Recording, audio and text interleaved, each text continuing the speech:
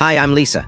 I'm sharing a story about my cousin Emily titled, "My cousin let her 3 kids run wild with no rules, so I planned an adults-only Thanksgiving. They showed up anyway, ruined my party, and broke my TV. So I didn't buy them Christmas gifts to cover the damage. My name's Emily, I'm 33, and I work as a project coordinator for a tech company. It's not glamorous, but it pays well enough that I could afford my own place, a cozy 3-bedroom house in a quiet suburb, about 2 years ago. I'm proud of it, it's my sanctuary. My family includes my parents, both retired, and my cousin, Rachel, who's 36. Rachel has 3 boys, Ethan 11, Noah 8, and Liam 6. She split from her husband 2 years ago, a split no one was shocked by after years of their constant arguing. Her ex pays decent child support, so Rachel's not struggling financially. She works part-time at a graphic design firm. Our family's always been tight-knit. My parents often help Rachel with extra cash when she needs it, and I've been covering her apartment's $900 monthly rent since her divorce. It's a stretch, but I manage because family sticks together, right? The issue is Rachel's parenting style. She's all about raising her kids free-spirited, with no rules or limits. She claims it fosters creativity and independence. Sounds great in theory, but in reality, her boys are like a tornado, uncontrolled and destructive.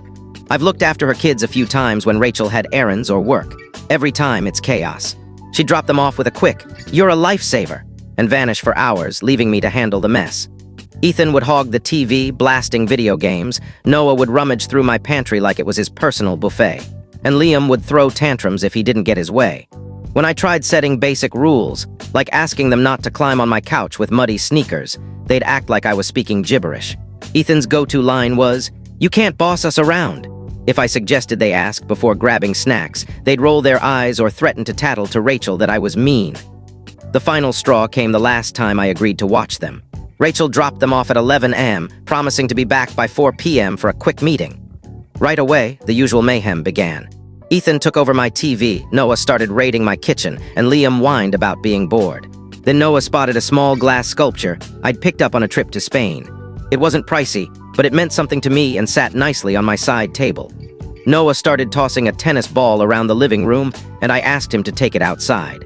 He ignored me, throwing it higher, grinning like he was daring me to react. Liam joined in, grabbing a cushion to toss, and Ethan started lobbing a toy car. I kept telling them to stop, but they acted like I wasn't even there. Then disaster.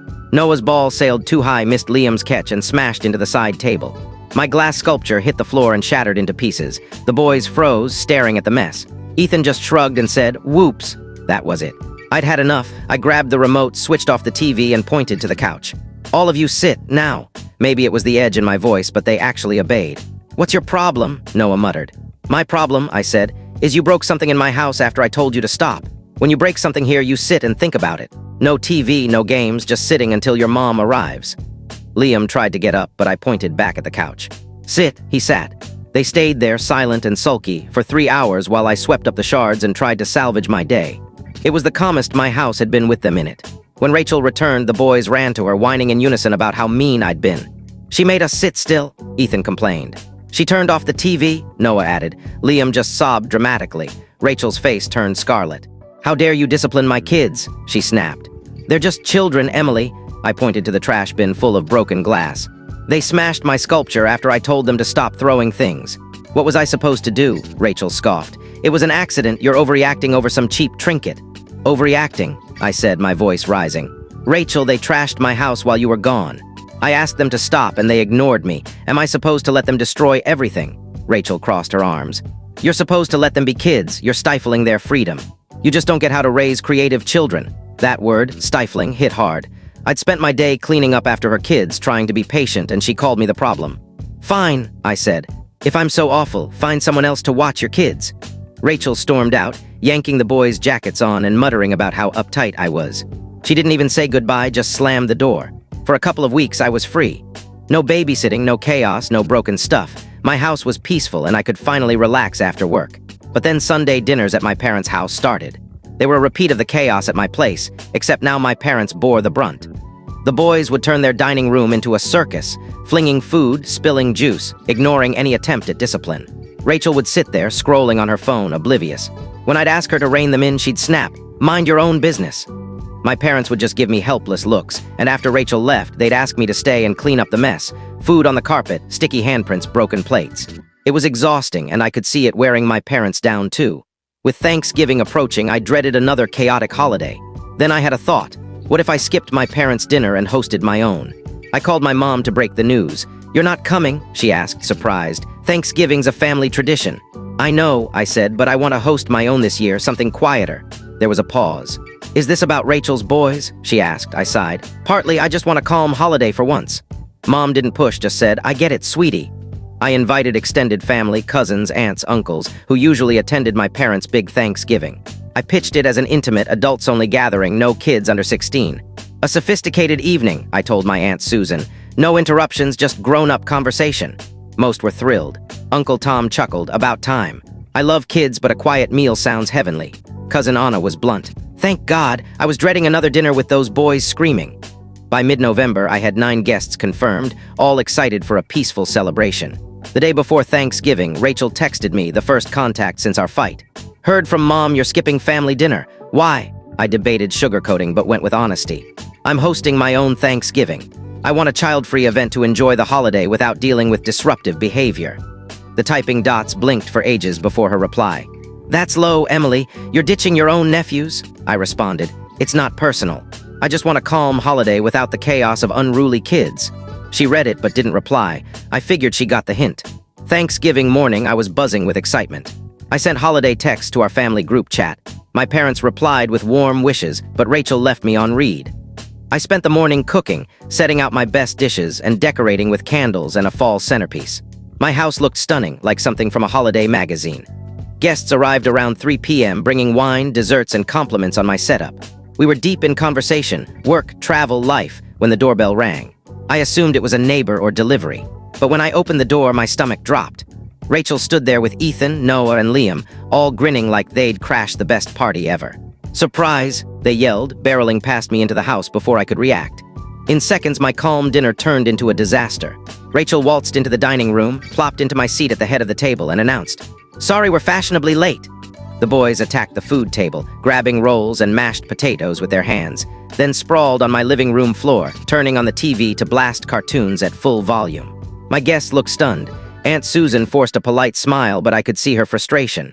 Uncle Tom shot me a "do something, look." "My migraine's acting up," Cousin Mark said, helping his mom to her feet. "We should go," Rachel waved cheerily.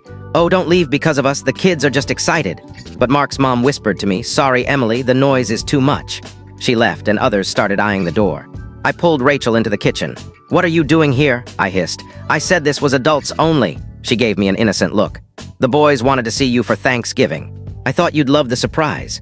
Before I could respond, a loud crash came from the living room, followed by yells.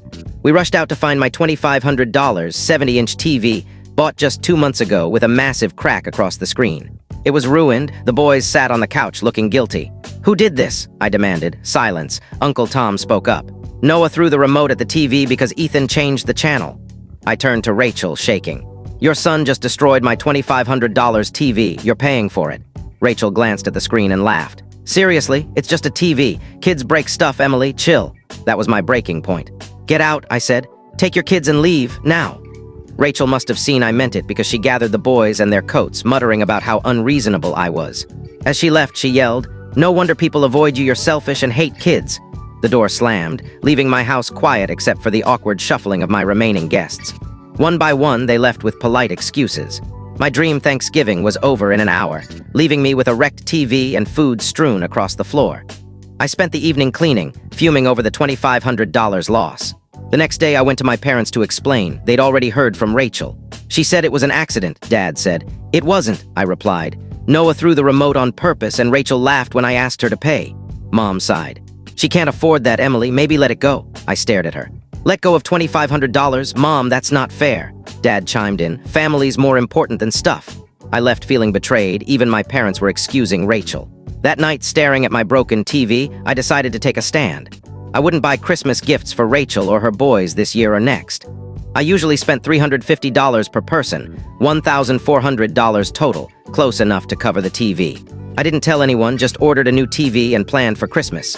Christmas Eve, I arrived at my parents with gifts for them, a scarf for Mom, a wallet for Dad. Mom greeted me covered in baking flour. "So glad you're here," she said. From the living room, I heard the familiar chaos, yelling, crashing furniture. Rachel and the boys were there.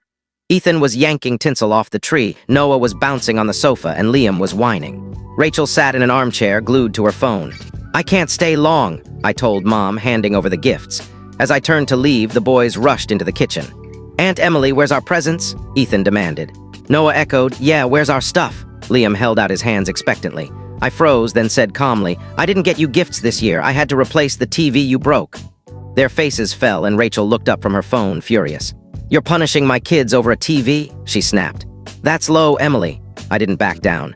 "You didn't offer to pay for the $2,500 damage, Rachel. So I used the gift money to cover it." She stormed out with the boys, muttering about my grudge. My parents looked uncomfortable but didn't say much. I left soon after, feeling lighter. Sometimes family means setting boundaries, even if it costs you a holiday or two.